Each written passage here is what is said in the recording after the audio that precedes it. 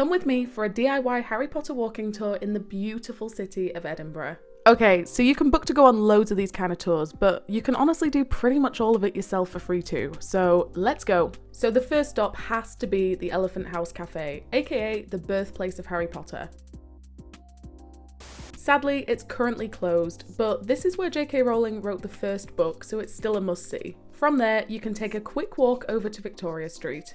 Honestly, I reckon this is the prettiest street I've ever been on, and fun fact, it's actually said to be the inspiration for Diagon Alley, which is a super cool claim to fame.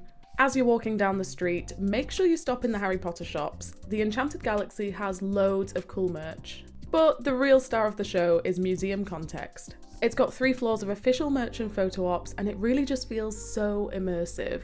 I especially loved the nods to Harry's cupboard and the Chamber of Secrets. Oh, and shout out to Cat Snape. Okay, it's a bit eerie, but another place you need to visit is Tom Riddle's grave. After an optional hello to Bobby, walk around Greyfriars Kirkyard and try to find the grave, which reportedly inspired JK Rowling while she was creating the character of Voldemort. Spoiler, it's kinda hard to find, but that's all part of the fun. And finally, move over to Newtown and take in the grandeur of the Balmoral Hotel. Rowling was obviously a bit better off by the time she finished her final book, so it makes sense this was her final writing spot.